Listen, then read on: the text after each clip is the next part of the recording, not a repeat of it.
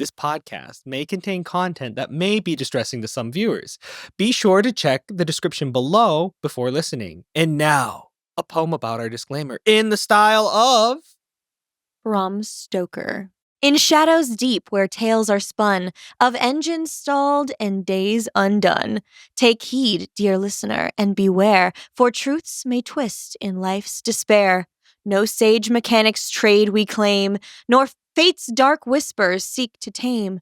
Our musings drift like fog on sea, a fleeting jest, not prophecy. Should gears grind loud or hearts take flight, consult the wise to set things right. For in this realm we merely share life's tempest told with jocund flair. But listening to that come across a webcam when I'm in a murder hotel, not knowing where the heck I am, is not something I want to hear. yes. I literally stood there and looked at Jordan and said, "Are we about to die?"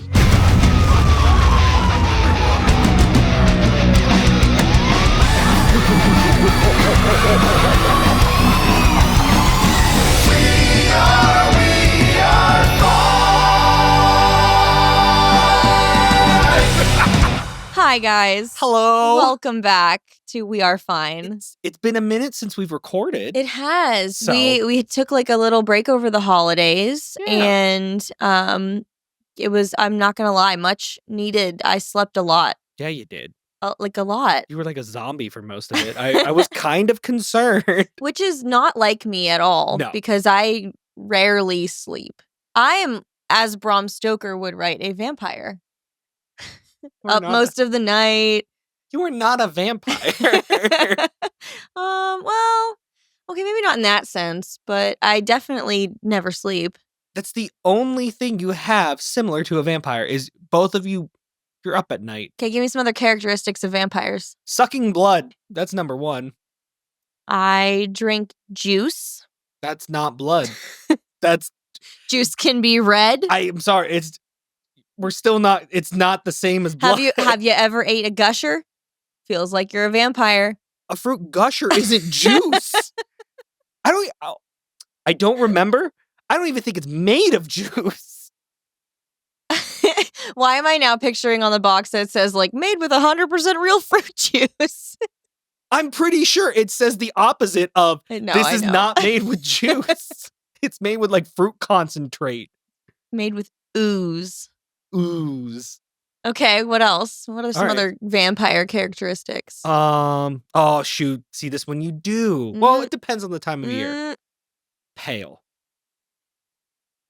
Right now, though.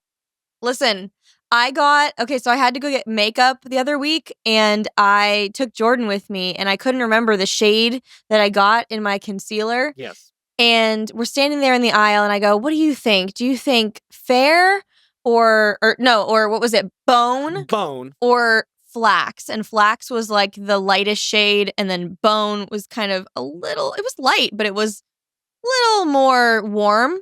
Continue with the And- story because who's your makeup provider? Ulta? My makeup provider. No, not your makeup. AT&T? Which brand of foundation? Maybelline, right? It's Maybelline, right? No. No. It was Clinique. Clinique. For concealer. I'm not going to lie. Don't sleep on Clinique concealer. It's pretty good. Continue with your story because I have a bone to pick with Clinique. So anyway, Jordan goes, "Oh, no, definitely bone. That one looks more like your skin tone." I was like, okay. So we get home, and those of you that are watching on YouTube, you can clearly see that I am as pale as my shirt. Like, my skin tone and my shirt are not far off. So I go to do my makeup, and I think it was the day of your cousin's wedding. Yeah, because you were not happy with that one. I go to put it on my face, and I make one swatch, and I was like, this is way too dark. I'm like, this is like tan on my skin. So I wiped it all off, and I just ended up using like the little bit I had left in my previous container. But we had to go back to the store and exchange them because bone, the shade of bone was too dark brings for me my flax colored skin. Brings me to my point. Which is, why the heck, Clinique, did you make not the lightest shade For us partners who don't do a lot of makeup, when we have to go buy makeup, Bone should be the lightest shade. Oh, there's the names of makeup. We could go into this for hours. Like, guys, come on. The names that companies choose Bone? to name their makeup products, I get such a kick out of it. It should be white. Like, it should be white. Oh, wait until you read, like, the names of, like, NARS makeup products. I feel, because I'm going from, like, a scientific view at it. I was like, oh, if you look at a skeleton, it looks like almost pure white. Why is it the second to the lightest shade? That's not fair. It wasn't even the second to the lightest. It was like 4 shades in, because with makeup, like, you have to understand. So there are cool tones, and then there are like more like pink tones. Warm tones. But like, yeah, but people have, like, even within the warm tones, there's like yellow warms, pink and peachy warms, and like different things like that. So like different complexions and stuff. Right. So there has to be a wide variety of shades so that everybody has makeup that matches their skin tone. That makes sense. Right. It's just so hard for, like, I don't know if I think my skin tone is more peachy, but I don't know. I could be wrong there. So if somebody out there knows, go ahead and do a skin analysis on me, but I don't know. So far, flax works. Just, just rule of thumb, if I don't have on my, like, fake tanner in the summer. Because in the summer, I do get kind of tanned, even without fake tanner. But I was going to say, that brings me to my point, is the other one is called flax, like a flax seed. See, that's like a peachier color, right? That's a warmer, like, darker color. Like flaxseed? Isn't flax, like color? That's what I'm saying. Why is the one that's the lightest color not the lightest shade? Bone should be, all right, we're starting at ground zero. This is for all my ghosty queens out there. Like, that would be like, for me, it just drives me bonkers, because that would be like having a color palette and snow being the second to the lightest option. Like, I am like, what is going on? We're making snow like a cream color. Yes. Instead of like, and then they would make one called like whiteout and make that one gray or something crazy like that. But this is not even the story we were wanting to tell you guys today. You brought it up. How did we get here? That is a good segue, because that is how we felt on our trip to DC this past December. You mean we're moving into our segment of highs and lows, and one trip miraculously ended up being both the high and low? That was insane to deal with. Yes. Wow, that was a whirlwind. So, if for those of you that don't know, I was invited to the White House over like the holiday season. And I'm not like special by any means. There were like a multitude of White House parties with hundreds of people that were invited to them. We got invited to this. It was a holiday reception in the middle of the day.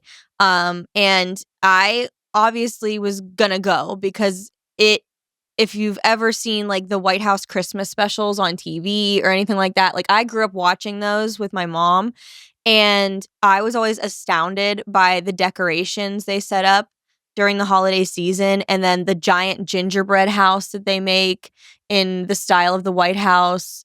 It's just gorgeous. So they built an entire carousel in the one room. They did. That was insane. It was.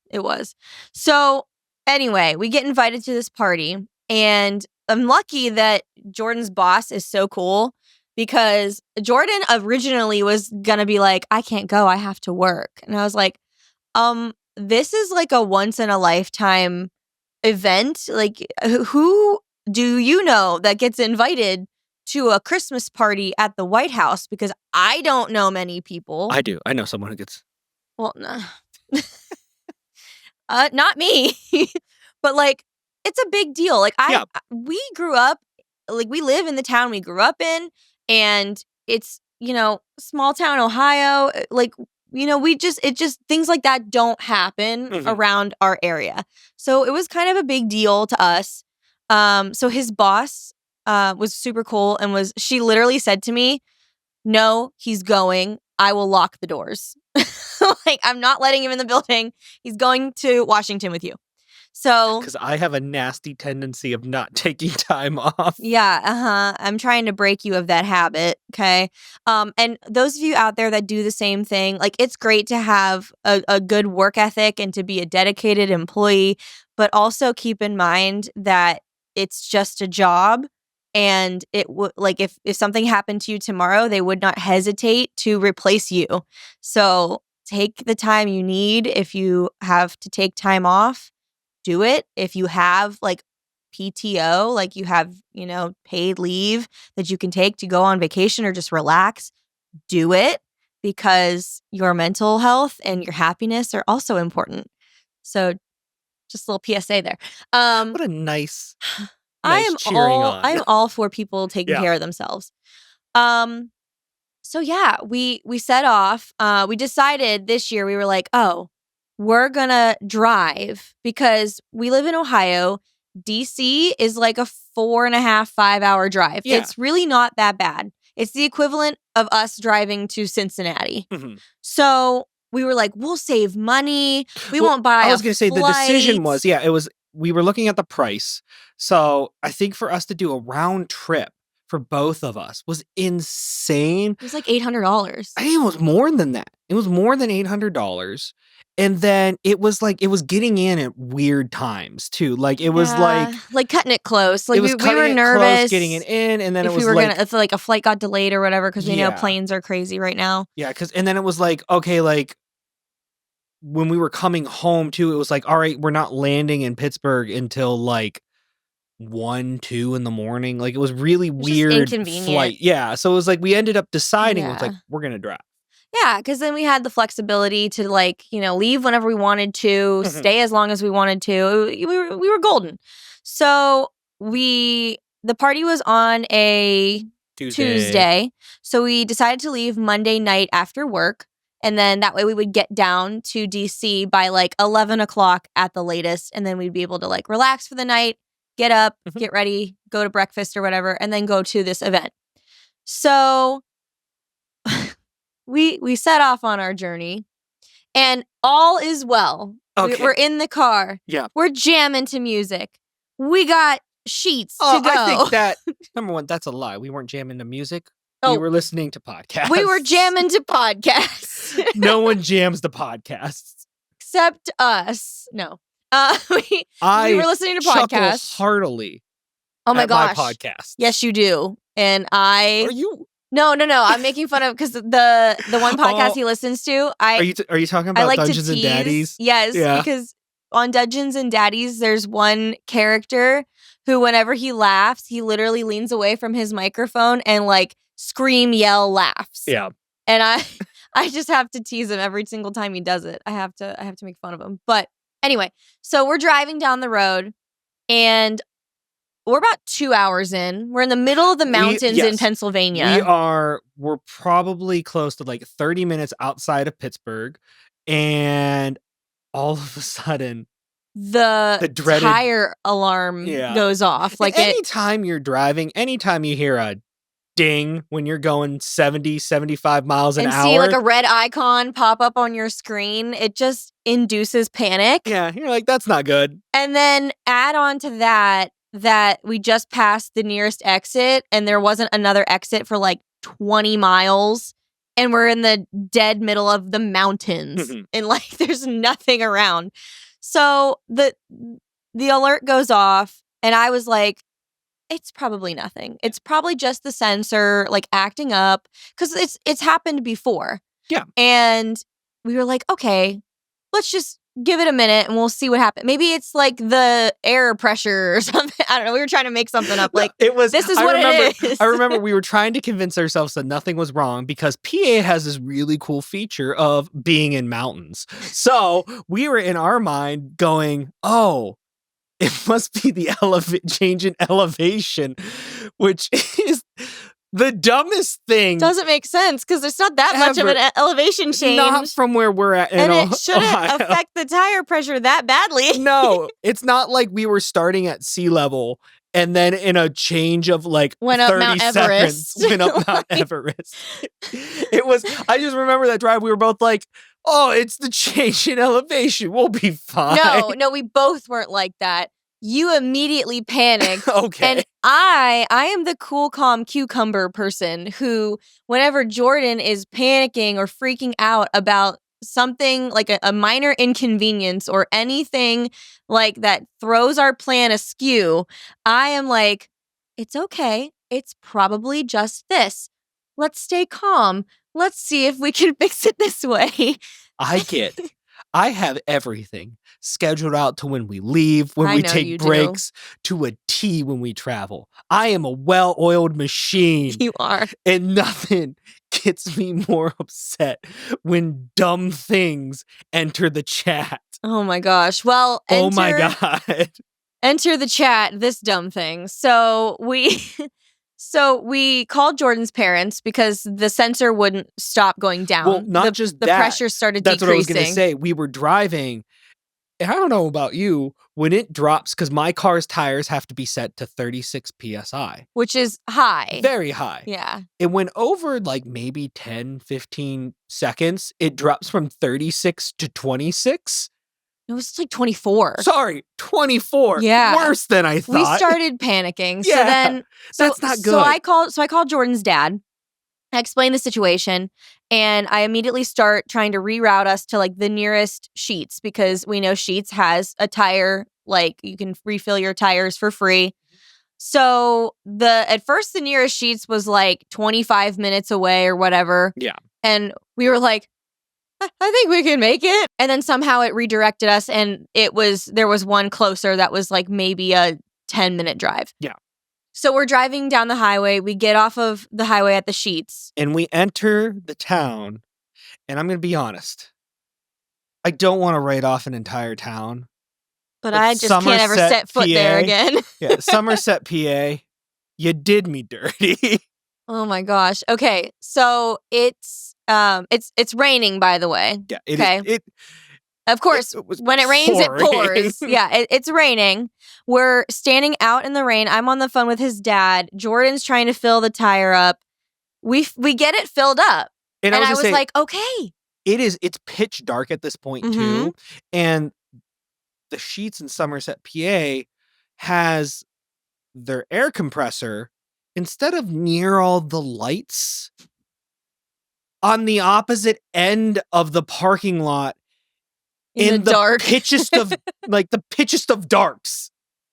So, in my head, I'm thinking, okay, I need to see if there's like a tire shop nearby or like a mechanic or someone that can help us change out this tire, and we'll just get a new tire and be on our way. Like, no problem, we can get it fixed.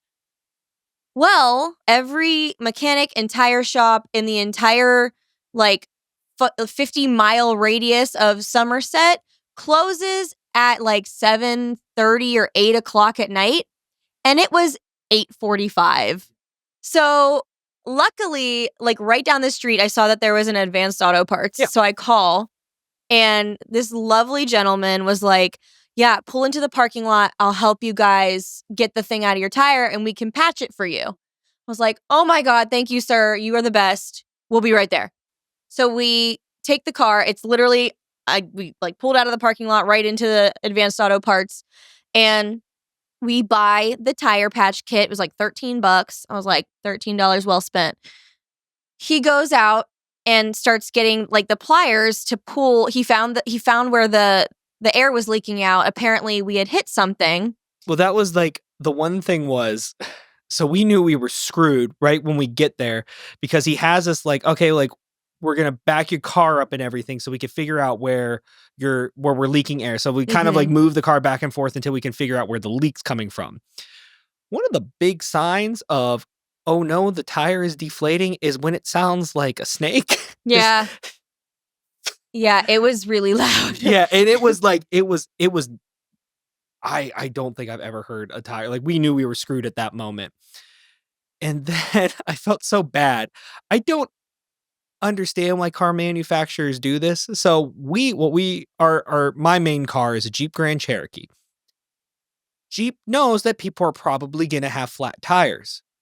Why then does the tire car jack that you give for the emergencies not lift the car up high enough. Yeah. Because at first they use the car jack that comes with the car. and they crank this poor thing up all the way to maximum, and it's barely lifting the car up It was enough. like, help me. Yeah, it gets the car up, and it hits this point where like it's lifting it up, but it can't, like, you can't rotate the tire or anything. He's like, this is not safe. Like, someone is gonna get hurt if we try to change the tire like this.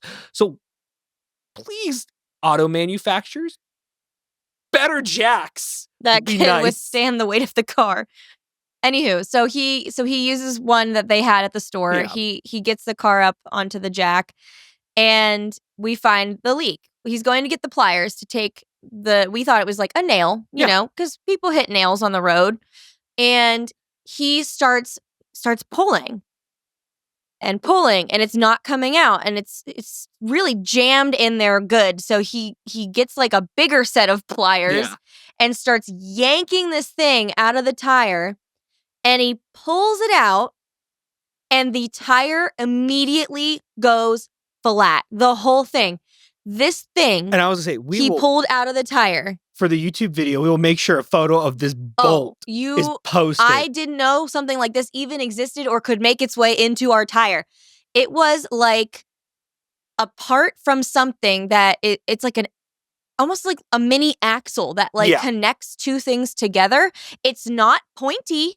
It's not sharp at all, but it was like 4 inches long and at least like 10 millimeters in diameter. It was huge. I was like, what the heck is that thing? Like, he didn't even know what it was. That's really concerning when the guy at the auto body shop pulls something out of your car and doesn't know what it is. Right. So the car tire goes flat. So obviously we can't patch it because it's flat. It won't even make it to sheets if we wanted it to. Mm-hmm. So the lovely gentleman put we have a spare tire. Obviously, your car comes with one, hopefully. Yeah. Well, it's a donut, not like... Right. So you put it on the car to be able to drive it to a shop to fix the tires. You're not supposed to drive long distances on it. I like the one we have specifically is a 50 to 75 mile range. Which in most... a lot of areas where a lot of people live is a pretty decent sized gap. Somerset, Pennsylvania, where everything is closed.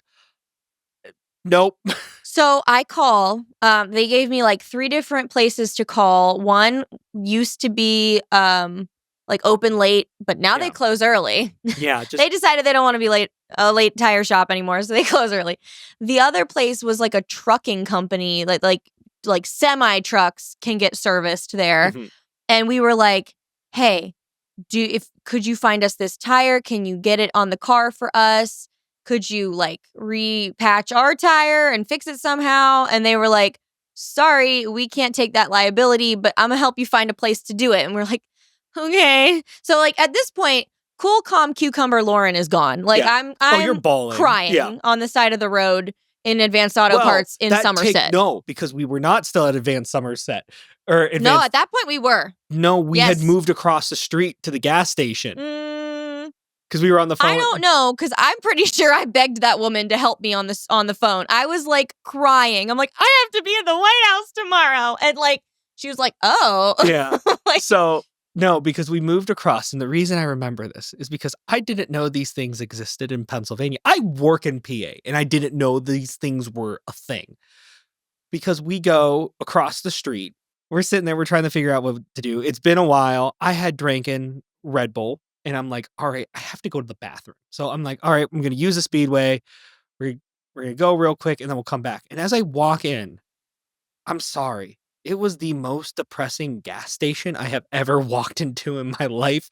It was like, imagine like, it felt like a mini Walmart warehouse. Like, you know how there's that like really high ceilings, that warehouse feel with that incandescent lighting that's just blinding and hurts your eyes? Yeah. There's that. The clerk up at the front of the store was asleep on a chair. Okay. To the right. And as I'm walking to the restroom, because I don't know where the bathroom is, and normally if I can't figure it out at first, I ask the clerk. And then luckily it was right next to the clerk's like store, so I didn't have to wake her from her slumber. But on the left-hand side of this gas station, and I have asked my coworkers who live in PA, this is a thing that is in Pennsylvania, is 4 little slot, like those electric slot machine casinos with all like the bells and whistles like you see in Las Vegas. In a gas station? In a gas station.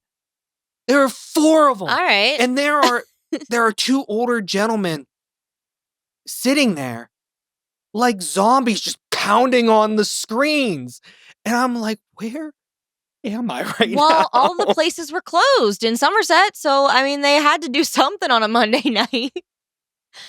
Man, I don't know. Slots in a speedway?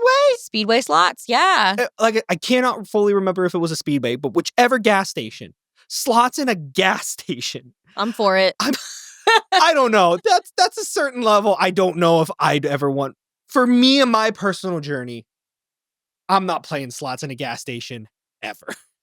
Okay, anyway, you're dying grass again. So we're sitting in the parking lot, right? And I'm calling everywhere and anywhere to possibly get a tire for us to keep going on our journey. It's hitting like 9 o'clock, 9:30 at this point. And the one person they told us to call, they were like, hey, if all else fails, call like the interstate emergency line. They have all kinds of tires. They have a contract with the highway, so they come out and they'll fix whatever. I was like, great, cool.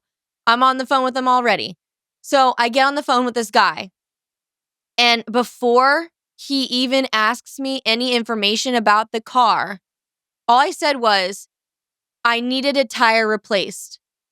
And immediately he was like, well, if it's the 165 R17 whatever tire, we don't have it. And it was the exact tire we needed. I was like, what? I'm like, what do you mean? He goes, yeah, that's not a common tire. We don't carry it. And then he was like, I'm sorry, good luck. And I was like, well, I'm like, I don't think we're going to find this tire anywhere. So at that point, that's when I started bawling. And I'm like, okay, we are royally screwed. We're stuck here in Somerset. So we made the decision then. I was like, well, everything's closed.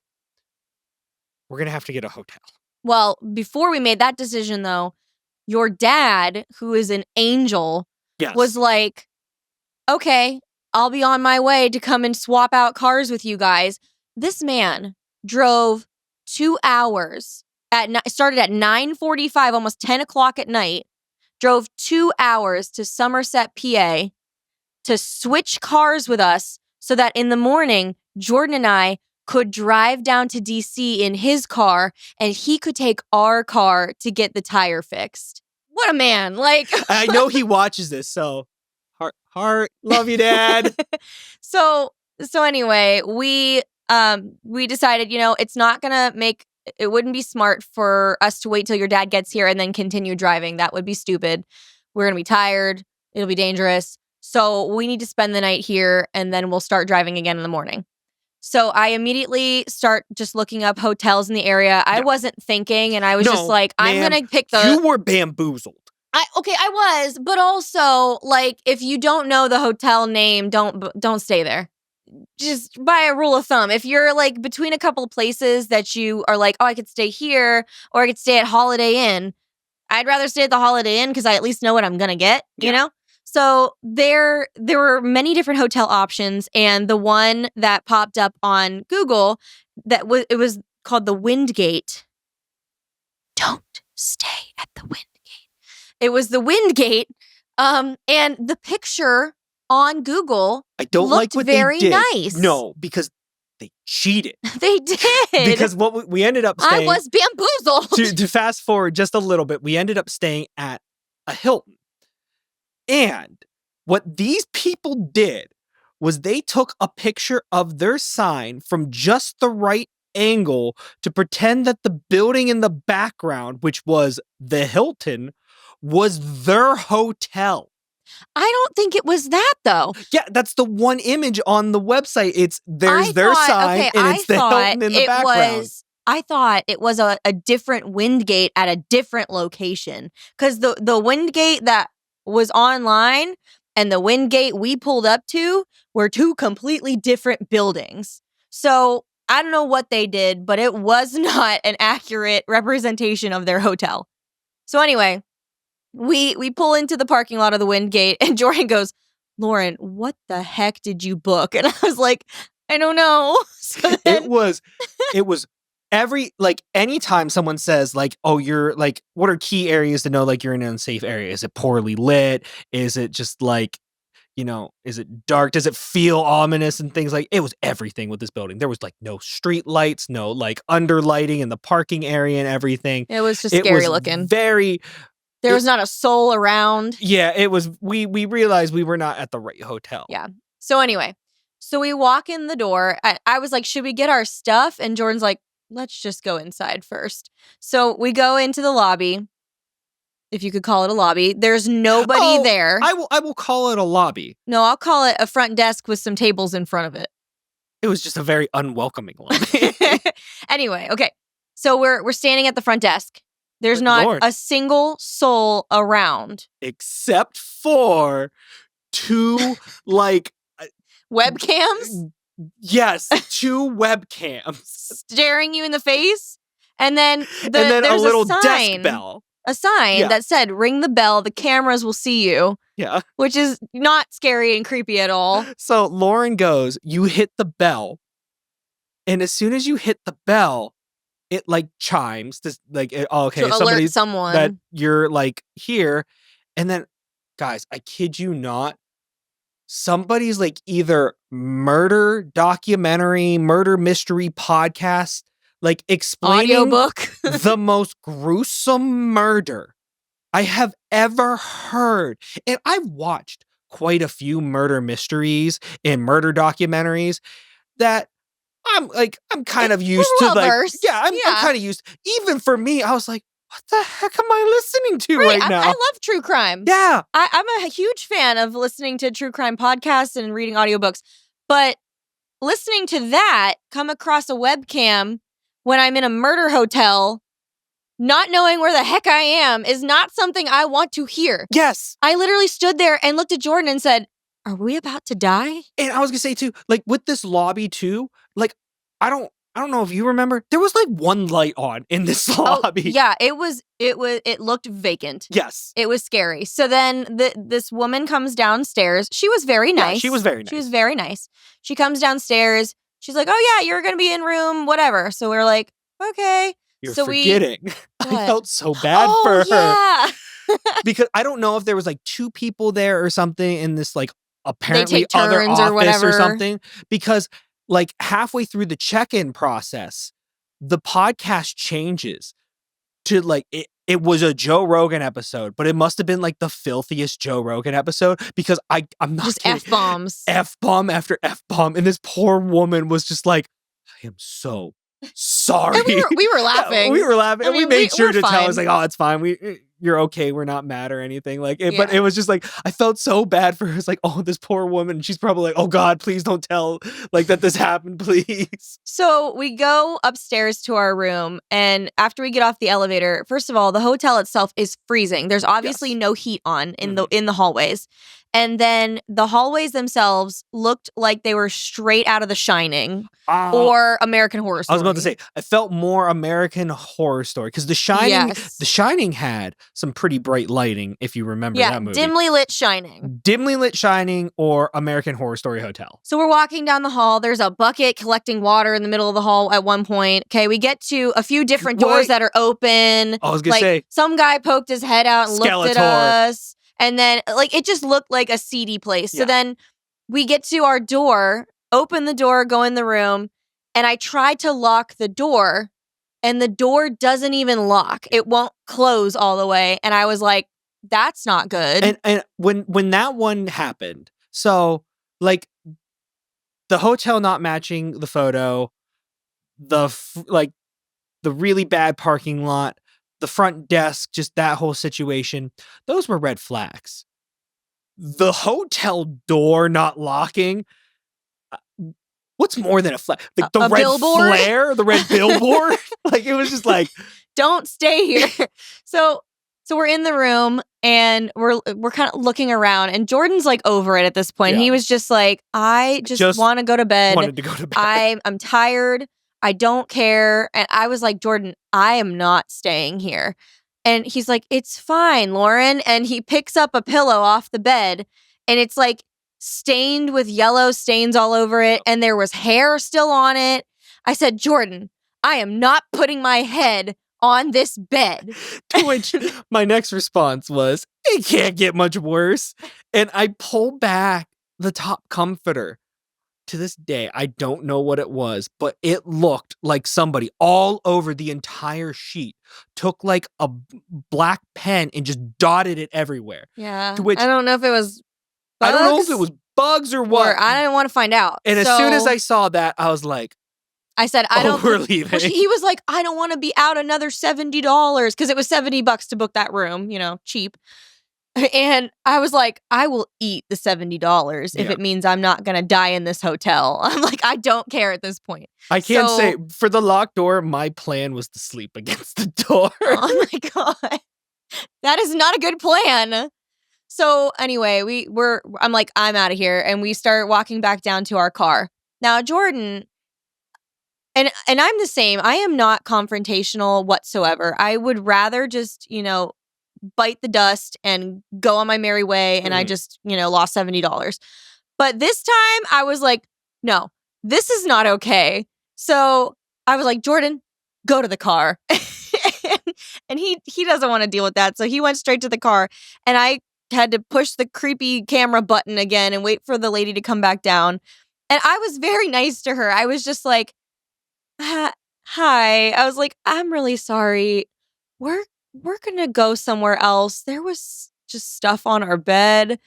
Can I get my money back? And she was like, oh my God, yeah, I'm so sorry. And we're like, it's okay. I was like, thank you. I appreciate it. And she did. She gave us a refund, and then I booked us at the Hilton, and then we went, and that was fine. Yeah.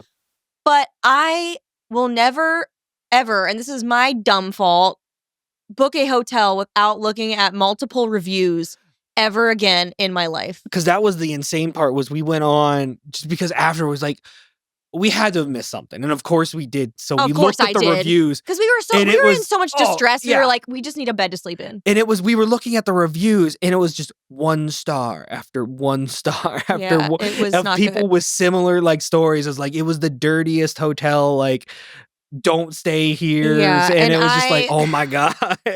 Like, no shade. I'm not trying to like shade the Wingate. But also, I'm just like, even if I'm paying $70, yeah, I feel like that's still a decent amount to pay for a hotel room. Yeah. Like, if I'm paying $30 to stay at like a Motel 6 or something, you get what you pay for. But like, I've stayed for at Motel 6. $70, I would like at least clean sheets. I have stayed at Motel 6s before in the past. Not that bad. Okay. Well, Not that I'm bad. just being too nice then. I was don't know. gonna say, no, because when I was in my band days and everything, like there was a couple times when we did the Motel 6 thing, and it was, I mean, it's not like a super luxurious resort, but it's not terrible. Yeah, this was something what you like pay for. This was insane. Anyway, so then Jordan's dad got down to Somerset. We ended up swapping out cars in the morning. He got our tire fixed, which we ended up, we were like, oh, we'll save money by not booking the flight. Yeah, $1,100 later because they don't replace one tire. They have to replace all 4 because it's not safe. So we ended up, still paying about the same price as the flights would have been. Yeah. So we flew down without flying down. Yeah. Is the way I like to say it. Yeah. But now we get to the highs of the month. Okay, so that was the low. Yeah. Which actually, you know what? We were like, only us. This would only happen to us. And it's one of those moments, again, where you sit back and you're like, this sucks right now, but it's a really funny story after the fact. And that's what our whole podcast is all about. So I was like, well, this will make a good episode. So anyway, we get down to DC, and I'm just going to skip straight to the party because after that headache of a night, that party was so worth it.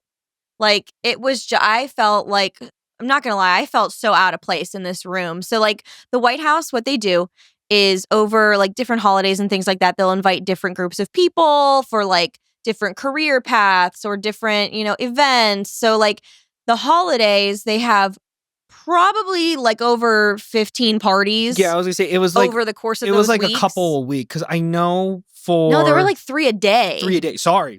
Yeah, and our day alone, there was a morning party. Which I think was athletes because there was like a bunch of like student athletes that Could were have been. leaving when we were coming in. Then the party we went to, which was in the afternoon, and it was all people on like social media and news outlets and things like that, and like entertainment. Yeah, it was arts and media. Okay, arts Yeah. and media. And it was the purpose was to kind of just recognize people who use their platforms to either provide information to their audiences or use their platforms for good and just, are a light in the world, things like that.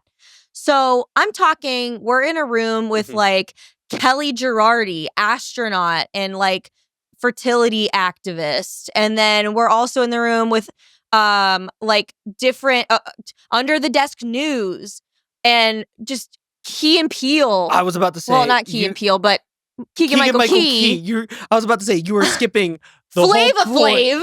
When I lost my mind when we were in line to get through security for this party, and not even 5 people in front of us. I see this tall bald man. I'm like, that guy looks real familiar. And then he turns around and I nudge you. I was like, all right, that's Keegan-Michael Key. And he's like 5 people away from me. Cause like I grew up watching him from when he was like on Animal Planet with Animal's Funniest Videos all the way through to like Key and Peele. Like I have watched that guy's career for a long time. And I was sitting there, I was like, he's right there. But that was the kind of people we were there with. And I am sure I only got invited because over the summer, I and 3 other teacher creators had been invited to meet with Dr. Jill Biden and talk about the state of education and just how to encourage more educators to enter the field of education, and how to advocate for our career in general.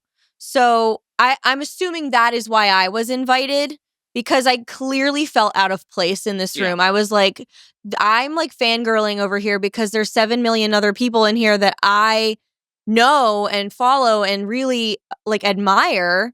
And I'm just a teacher from Ohio. Why am I here? And it was that kind of feeling. But just being invited was an honor in and of itself.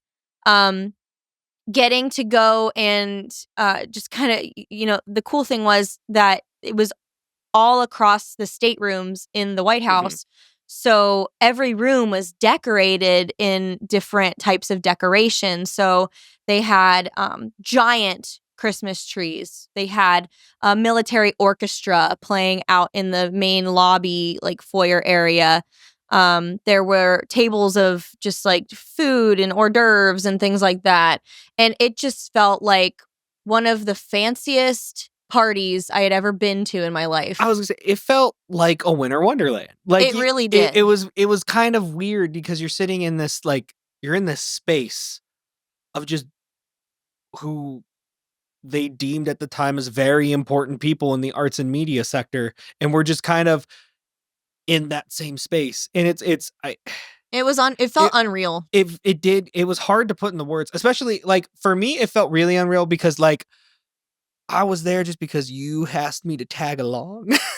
Like I wasn't invited. You were invited. So like for me, like it was one of those things where it was just like, oh man, like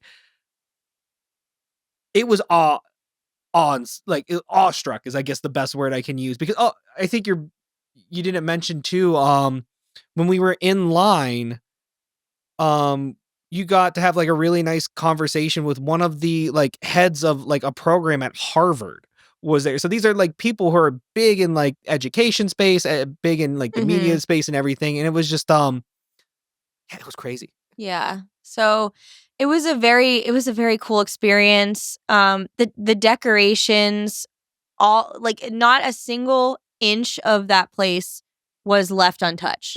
There was just something everywhere. If you want to check out what it looked like I have posted photos on my Instagram. I also made a TikTok about it. Rip.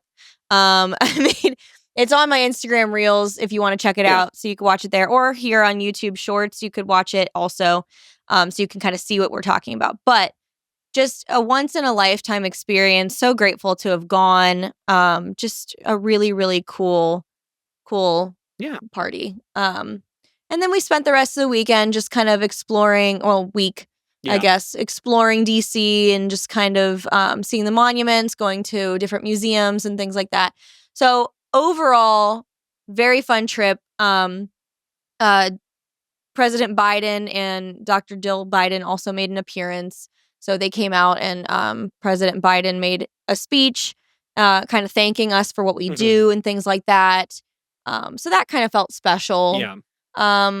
And yeah, it was just a once in a lifetime opportunity that I'm so grateful for. And I'm just grateful that educators are also being recognized, not just myself, but there were other educators that were there as well.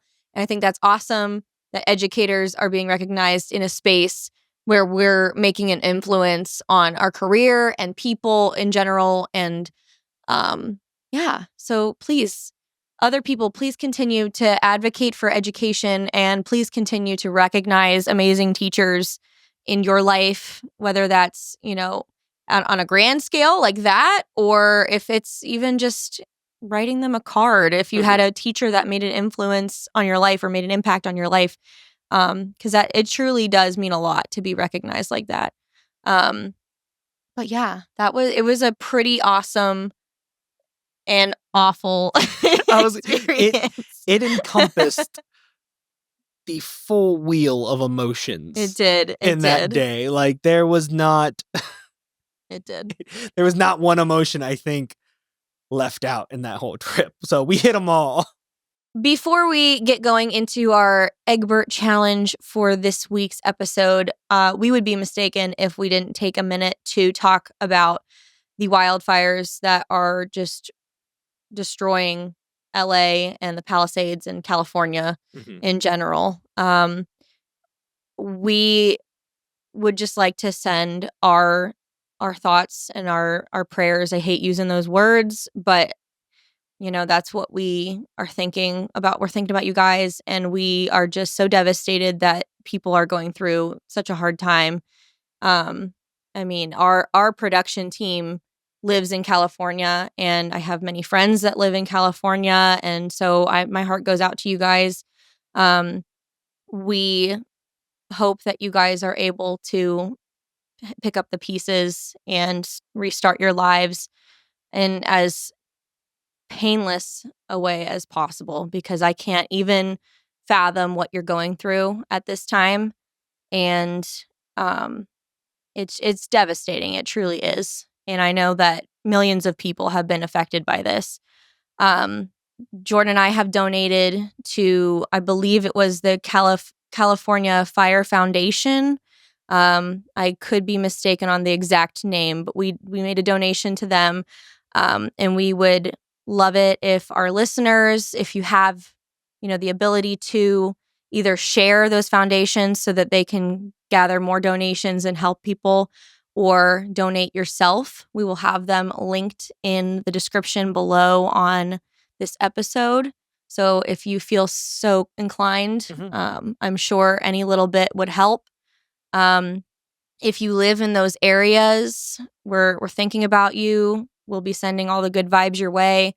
And if you have not been affected by that tragedy, but you also live nearby, I know there are plenty of donation centers that are looking for all kinds of clothing, infant products, children's toys, literally anything you can possibly donate. I'm sure none of it will go to waste. So, we just wanted to take a minute to say that we were thinking about you guys, and we're so very sorry that this has happened to you. No one deserves to have all of their entire life go up in flames, and it's truly a tragedy. So we're here for you. If there's any other way that we're able to assist, or if there's any other funds that you guys can think of that we haven't listed below, please feel free to list them in the comments so that others can donate as well. So on that note, we will be right back.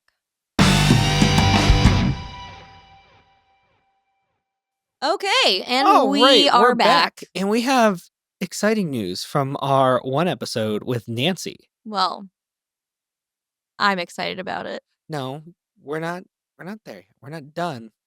We will have the total at the end of the episode. I know, but we do have I'm excited either way, honestly. Results upcoming for whether I have to dress up as a pineapple and eat pineapple pizza, or if Lauran has to dress up like a fish and eat anchovy pizza. Because we asked you guys to vote on whether or not anchovies belong on pizza. And they absolutely do. You think? Ma'am, we're not. No, we will let the voters decide. We will let the voters decide. I'm not going. Nope. Not gonna. No, I'm not. I'm not stooping down to your sticky, citrusy level.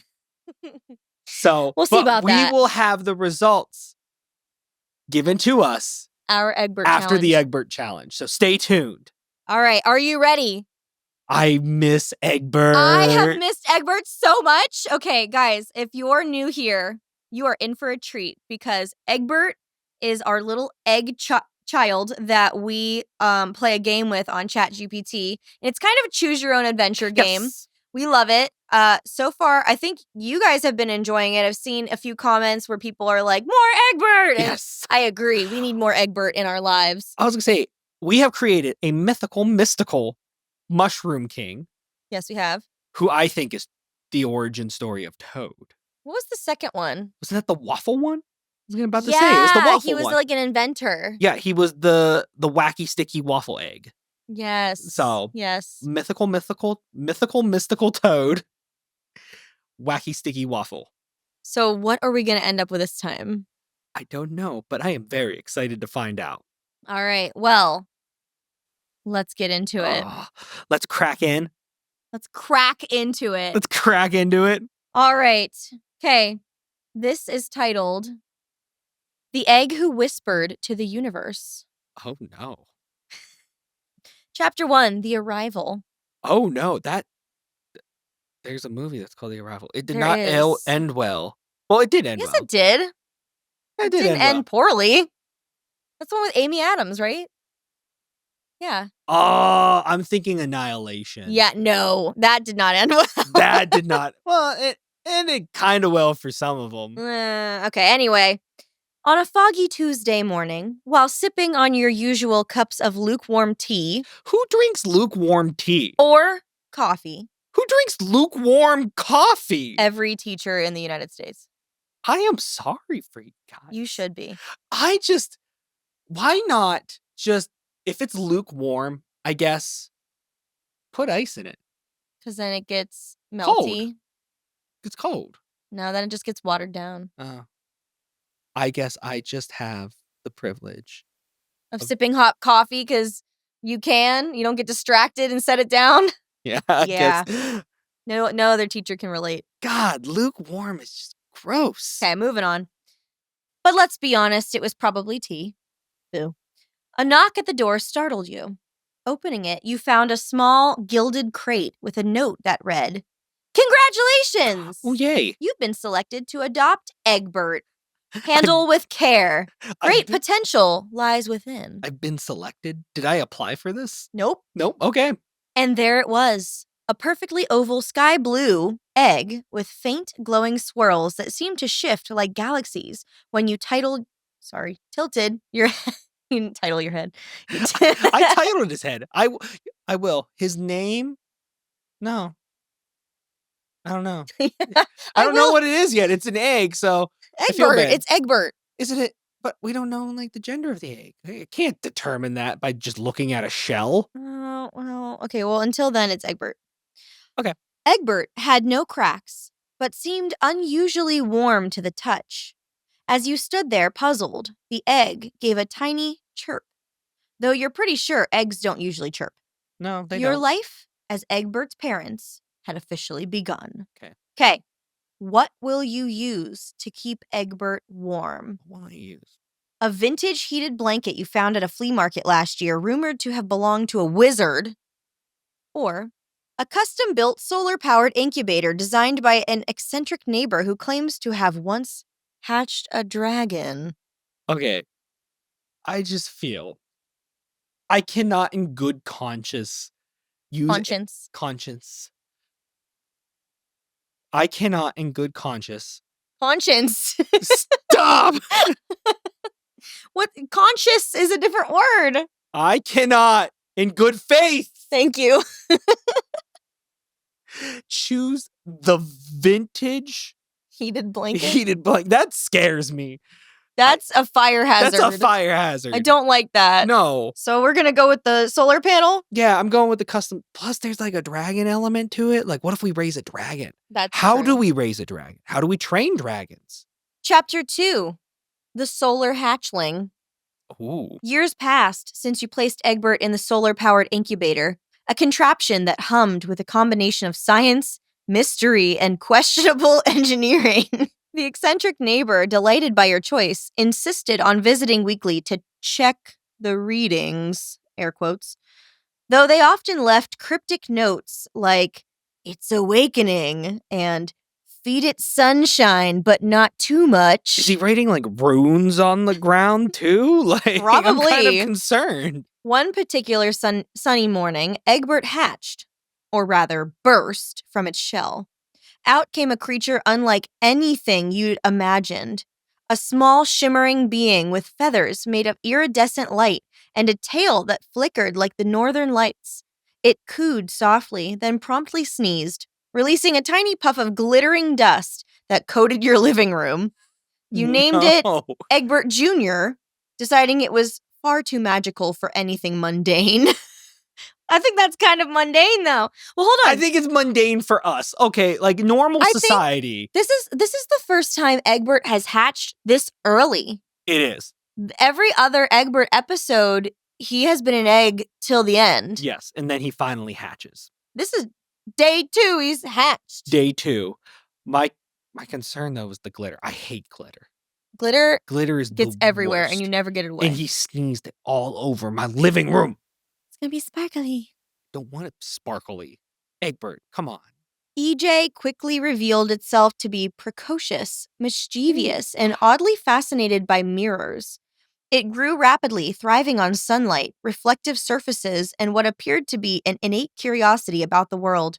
However, at the age of 5, though its rapid growth made it look more like a teen-sized ball of cosmic energy, EJ presented you with its first challenge. Okay, I'm sorry, hold on, I have to pause. When I think of, whenever it reads EJ, Yeah.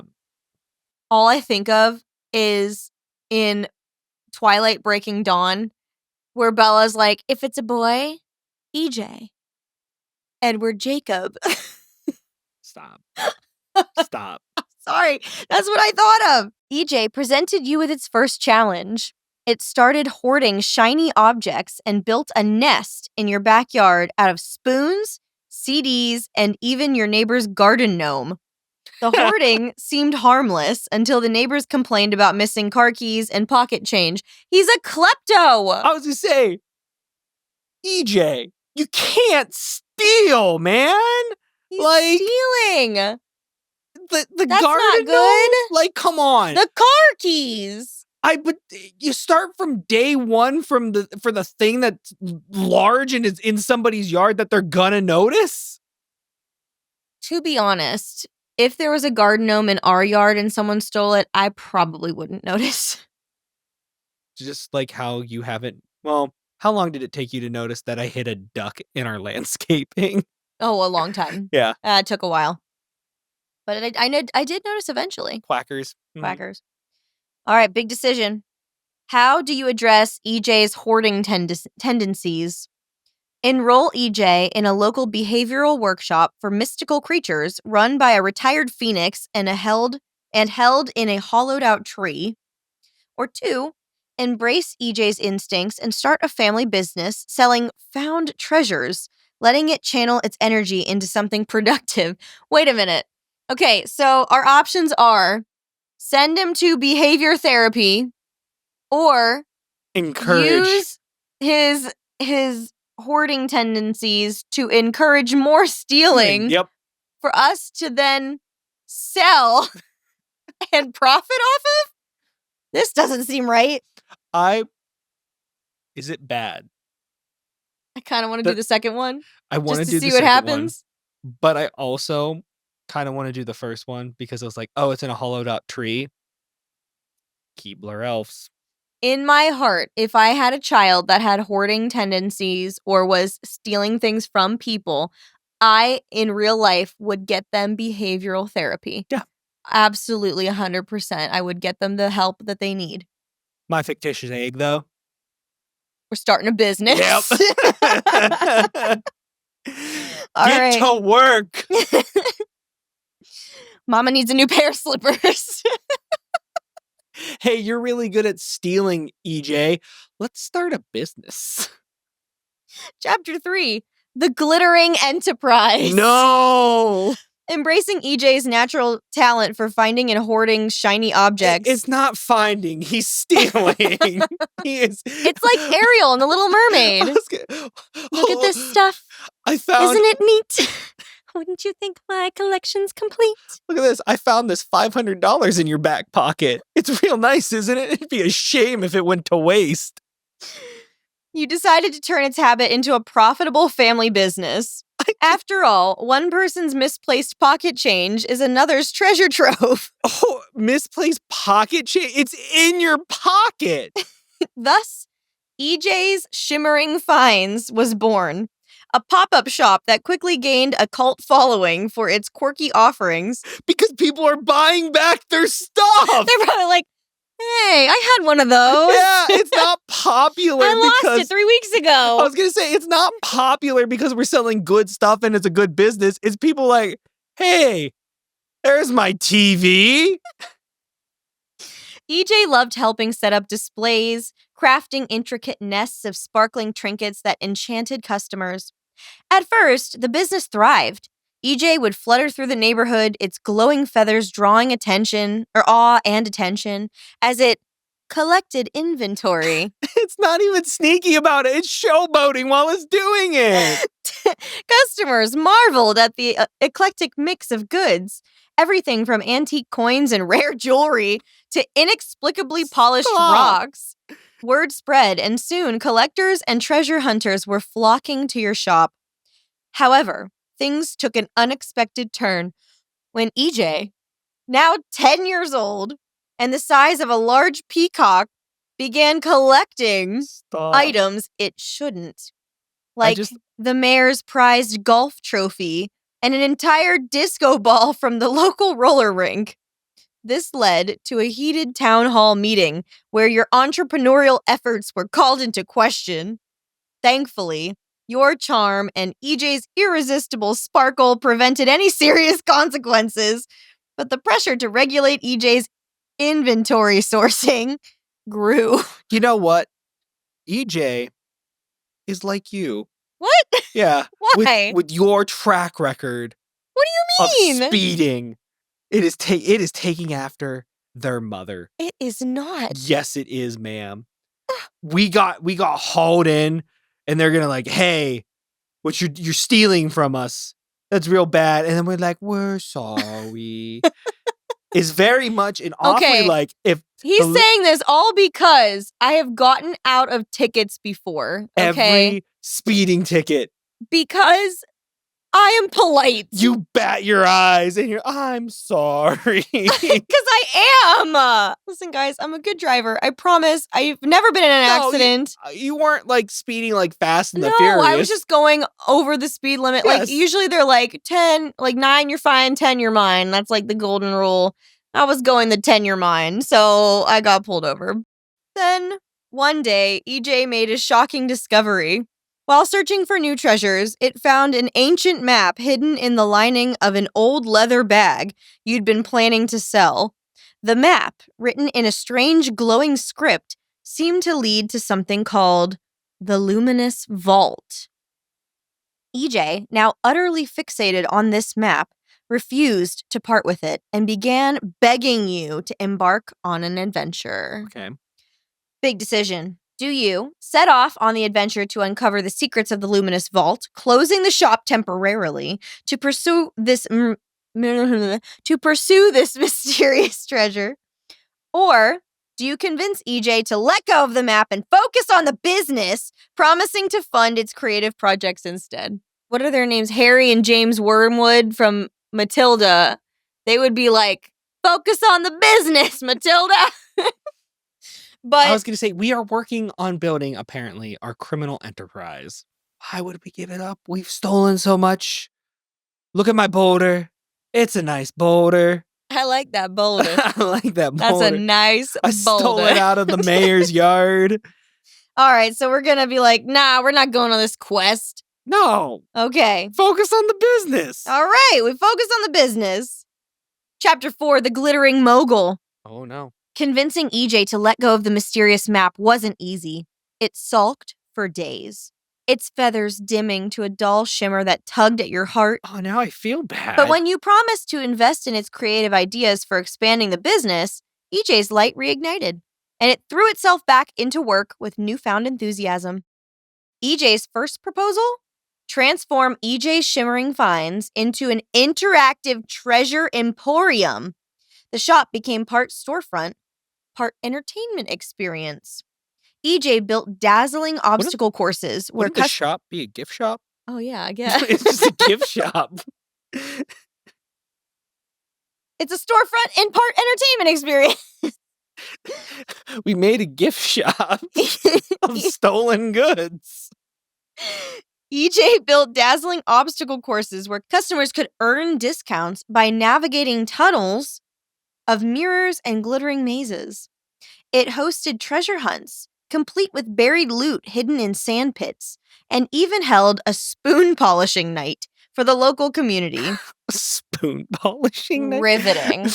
First off, I also want to say, I feel like our business practice for like that buried treasure hunt, it's like, oh, you go and you find the buried treasure. It's like the items we've stolen from you.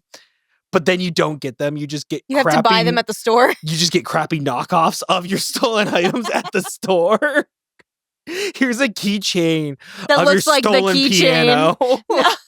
EJ's magnetic personality and actual magnetism, since it occasionally attracts stray nails, That's turns kind the of shop. dangerous. Yeah, it is. Turns the shop into a beloved town landmark. We have now gaslit this town We did. No. into making our thievery a landmark. We are profiting off of a town in such a bad way. I feel like the Wizard of Oz. Oh my god. We are the Wizard of Oz. And EJ's defying gravity. Are we going to be popular? No. No. Okay.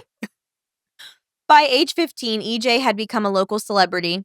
Its glowing feathers now cast soft rainbows, and it had even learned to sing a strange but soothing melody that drew crowds.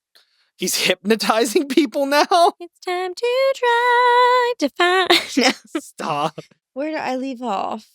Hypnotizing. Defying gravity. Defying The gravity. business expanded online, and oh god, now we're worldwide? Oh my gosh. And customers across the globe clamored for their own piece of the magic. Life seemed perfect. Until EJ came to you No. one evening looking uncharacteristically serious. Okay. I've been thinking, That's not good. it said, its voice soft but steady. What am I really doing with my life? Sure, I've built something shiny, but what's my purpose? What if I meant for something bigger? EJ showed you the ancient map again, its glowing script now brighter than ever. I think this map is calling to me.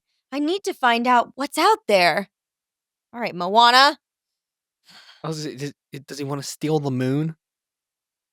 Minions, tonight we steal the moon. Stop. Okay, so do we encourage EJ to follow its dreams, even if it means stepping away from the business and embarking on a journey to uncover its purpose?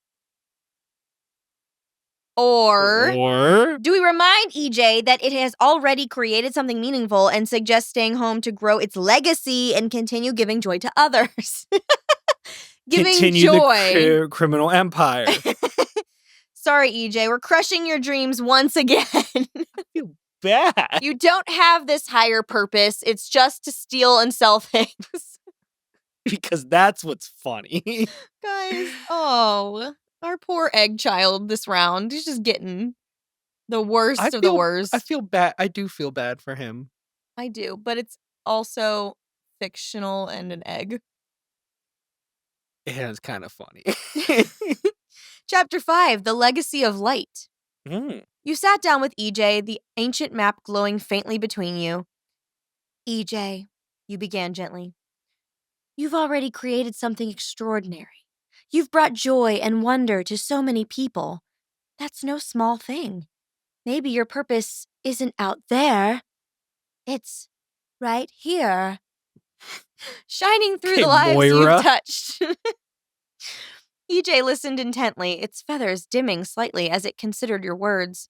After a long pause, it sighed, then smiled. You're right. Maybe I've been chasing something I already have. The map will stay with me. Who knows? Maybe it's meant to remind me of the magic I carry every day. Or maybe when we die, it can go on its treasure hunt finally. Reinvigorated, EJ poured its energy into expanding its impact. It rebranded the business as EJ's Light Emporium. We go through a rebrand after Now every time we shut down its idea. Yeah, and honestly, okay, now we're a Light Emporium. I feel like we're like Menards or Home Depot. Save big money at EJ's. Adding a mission, not just to sell treasures, but to create them. Stop right there. EJ began hosting workshops to teach others how to turn their own everyday scraps into beautiful, meaningful creations. So now not only have we spent years stealing from our city, becoming a landmark and gaslighting them, but now we're going to teach them to make the things that we want to sell. But that's what I was about to say is we took it down. We turned it into a factory. We stole a bunch of their items to create a business empire. And then we turned around and because we stole all of their precious like knickknacks and things. We're like, hey, we'll teach you how to build knickknacks that we will then go and steal and then sell back to you. Back to them. At a premium. What kind of twisted factory have we developed here? We are diabolical in this one. God, move over, robber barons of the 1900s. EJ began hosting workshops to teach others how to turn their own everyday scraps into beautiful, meaningful creations. It started an initiative to restore old or broken objects, infusing them with its magical touch, and launched a community program to distribute its treasure to those in need of light, figuratively and literally. Okay. By the age of 20, EJ had become a legend. Its shop was a beacon for travelers, inventors, and dreamers alike. People came not just for the treasures, but to meet the glowing, singing creature who always seemed to know just the right thing to say.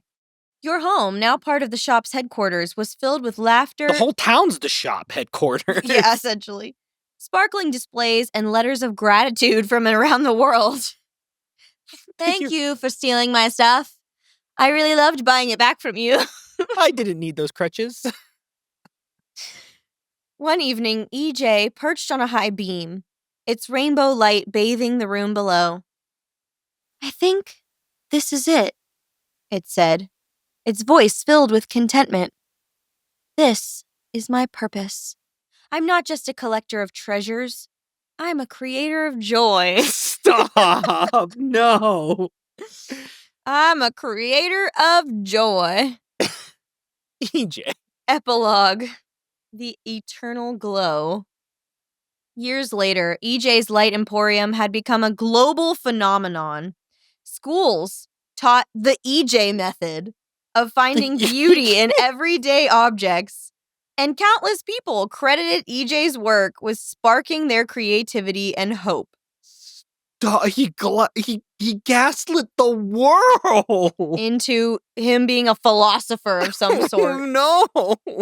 Though EJ never did uncover the secrets of the luminous vault, the map hung proudly in the shop, a symbol of the paths not taken and the magic found along the way. Well, wait, no, they wouldn't find the magic along the way because they didn't take the path. Yeah.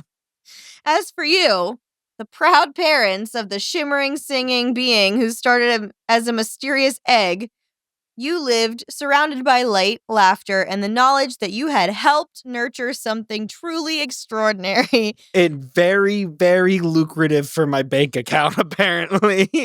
In the end, EJ wasn't just your child, it was your legacy, too. And your paycheck. And our paycheck. We may have created Smog from The Hobbit. No!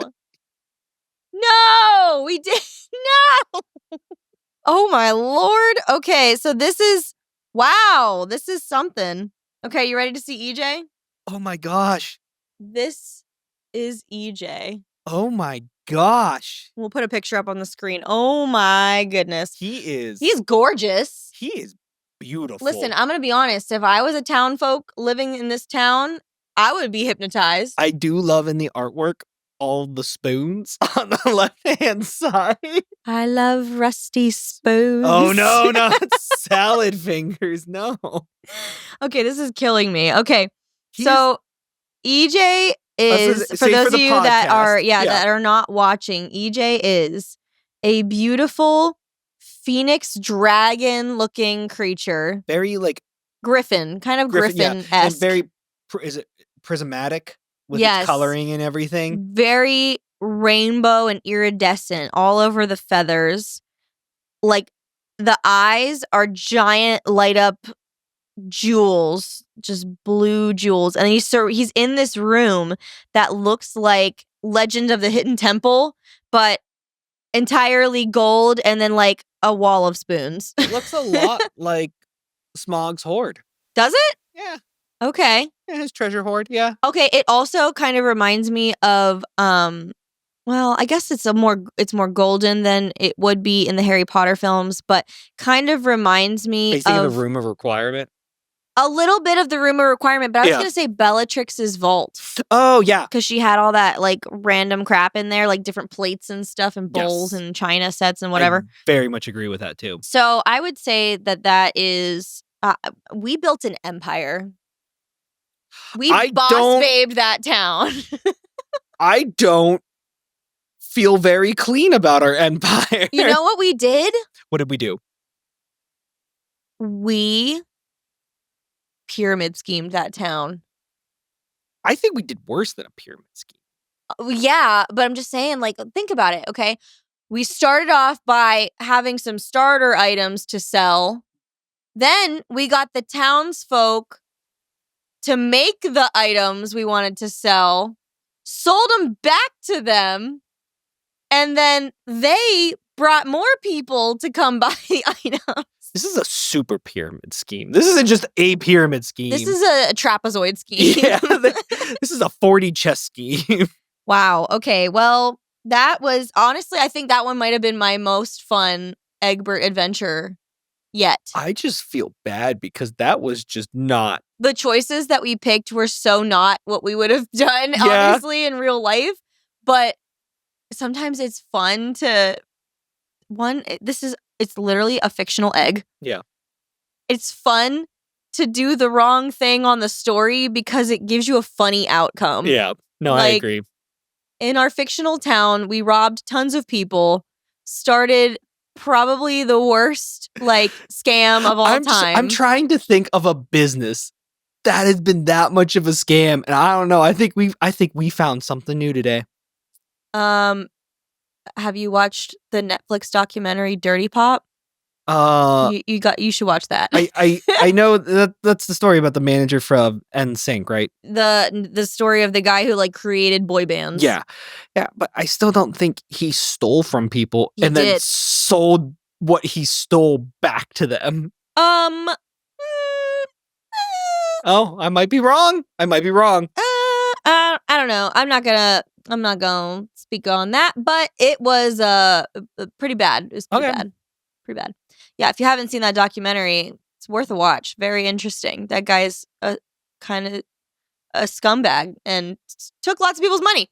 So anyway, I loved that one. That was really fun. No, I did too. So I don't know why I closed the iPad because I need it still. Yeah, you're gonna need that. So I know, but and I'm back to EJ.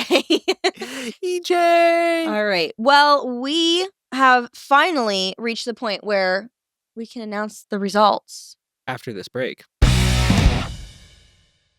And we are back. It's time. So it is time. It is time. It is time to announce the winner, or should I say loser, of the pizza vote.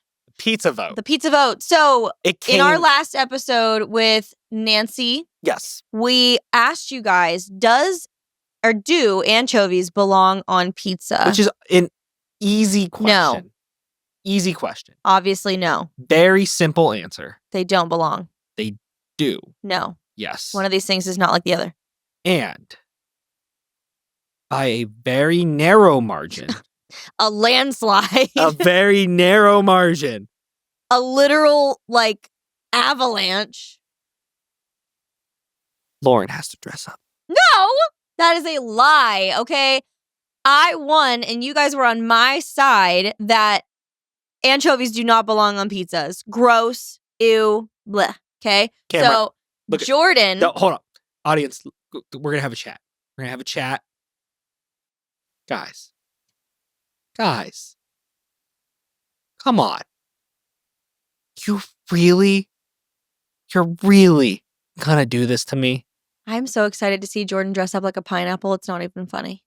So now, thanks to you and you over there, I have to dress up. I don't only just have to dress up as a pineapple and paint my face to match the pineapple aesthetic, but I also have to eat a disgusting pineapple pizza. And that's going to be taking place on the next episode, my dears. So don't miss it, because I sure won't. And I'm going to be rewatching that clip for the rest of my days, because that is how joyous, disappointed, and excited I am that I don't have to eat anchovy pizza. I'm disappointed in all of you. In you the most, because you encouraged it. No, I think you just have an unpopular opinion. I'm going to win the next challenge. We will figure out what the next challenge will be on next week's episode. Somehow, in the middle of that episode, I'm sure it'll come to me of what I'm challenging. Or if you guys have a challenge we should do. I like that. What should Put it in the challenge? Comments. And then we'll figure out how we'll battle it out. And the loser will have to own up to the consequences. I am a man of my word. So I'm going to eat that pineapple pizza. I'm going to show you that I can do it. Because I don't want to do it. And on that note, it's time for this week's special bond. Special bond. All right. This one comes from Julia Ann. I built such a great relationship with my senior year English teacher, so much so, my parents also built one with her too. She's now a friend. She's 11 years older since after I graduated, and I feel like I have her as an older sister now, more than anything. I get to spend time with her kids, and we try to see each other a lot. I have more teacher stories, but as a teacher, I've had a student, my 3rd and 4th year of teaching, her 4th and 5th grade year, who just was so attached to me. She could come to me and tell me anything. She is now in 9th grade, and we've kept in touch through mom, and I also hear now from her every so often. Another student I have known since she was in 5th grade is going to be graduating from high school this year, and she and I also keep in touch as well. I tell my students once they have me for life, and those students prove that I'm still there for them for life. I love that. First things first, I also had an English teacher in high school that was, she's only 9 years older than me. Mm-hmm. And she was my speech coach in high school. And then when I graduated, I became a coach for that same team. And we continued our friendship, and we're still friends to this day. I also look at her as an older sister. She's been a role model of mine for, ever since I had her in 9th grade. So I have a similar relationship, and I cherish it. So I'm glad you were able to experience something similar. And as for always being there for your students, once you're my student for life. Like, I know that we don't always have the same relationships with every single student, but even if you weren't close with me in 5th grade, I hope my students would know that they could come to me with anything, even if they're in 12th grade and they're just having a hard time and they need something. My door's always open. Come on in. So thank you for sharing that, Julia Ann. And if you would like to tell us your special bond, whether that is a teacher special bond or some other kind of special bond, we would love to hear it. Please send it to us at wearefinepod.com, or you can email it to us at hello@wearefinepod.com. I love reading them, and it just gives me the warm fuzzies when I hear stories of just people shouting out the important people in their lives. No, it's nice to hear that and everything. So, especially just kind of the full circle of it. You had a teacher that really influenced you, became a big part of your life, and then extending that to the next generation is just, I love seeing it. So, so we want to know how the show's going, and you can do that by reaching out to us at our Human Content Podcast family on IG and TikTok at Human Content Pods. Well, maybe on TikTok. Depending. I have seen some as of today, which hopefully on TikTok is January 16th. There were inklings. We might still have some TikTok. I don't know. We'll see. I don't know. Nobody knows how it's We're gonna end, be hopeful. Yeah, we're gonna be hopeful. So maybe TikTok, maybe not TikTok. Or you know what you could do? You can contact us directly at hello@wearefinepod.com. Thank you to all of our listeners leaving all kinds of kind feedback and comments on the videos and just everywhere. We love reading them. Please continue to do that. I want to hear from you guys. How is everything going? Like Jordan said, this is brand new. Our podcast is new, and we're just getting started. So we can't wait to hear more from you guys. And I think going further in that, your reviews and everything are very helpful to us. Just not only to just spread the word on a lot of platforms, put a lot of emphasis on reviews, but also to help kind of shape the show. We want this to be a family, and we want to hear what you guys have to say to help shape what we create and everything. So right. So we do have a shout out today, and this is from I should say, Cynthia Hernandez 2667. So thank you, Cynthia. She said, "Thanks for sharing that beautiful song. I could feel the feelings and emotions you both really encapsulated, how one is looking for their honeybee to come back." I really appreciate that, Cynthia, because that was something that was really scary for us to share. Not only just our miscarriage experience, but the fact that we chose to cope with that grief through song. And obviously neither of us are, professional. Well, I guess you were a professional musician, but I definitely am not. And so for us to be able to share something like that with you guys, and you guys be so respectful and just so kind and supportive, means the absolute world to us. And I was gonna say, even though I did music when I was in college and stuff, I'm still really rusty at it. So it, like you said, it was kind of scary to put something out that we had created into the world. It was, for us, it was a way to heal, but we were doing it kind of on a public platform, and it was a little scary. And we were we do really appreciate a lot of the kind words in just love and the outpouring of that love to us during that time. It really means a lot to both Lauran and I. So thank you. Appreciate that. Love you, Cynthia. If you guys want to check out the full episodes of the podcast in visual format, you can do so on my YouTube channel at Mrs. Woolley in 5th. We let them go.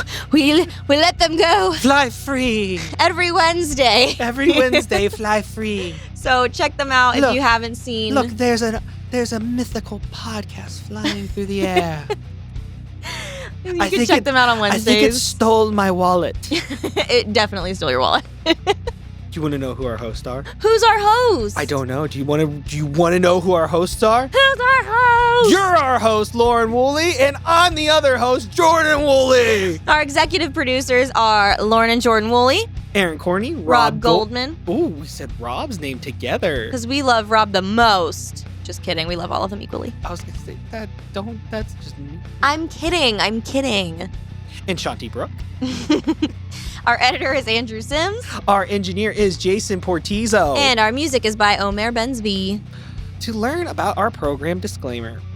Oh, I was right. To learn about our program stop. Why'd you laugh? I had it that time.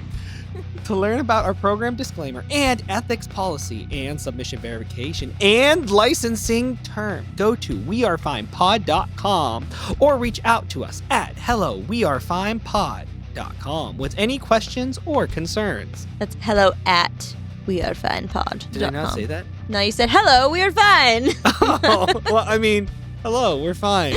So email us at hello@wearefinepod.com. This podcast discusses sensitive and challenging topics, including mental health and personal struggles.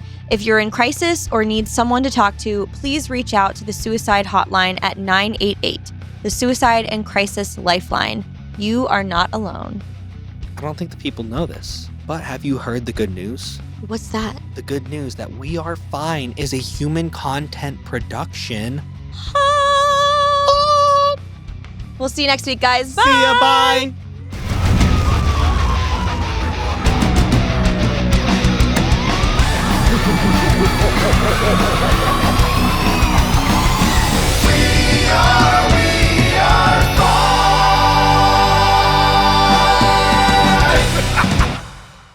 Hey, you. Hey. I love that shirt you're wearing. And you know what would go great with that shirt? What? A nice big virtual hug. And you can get that by hitting some of these buttons down here. Subscribe, like, comment.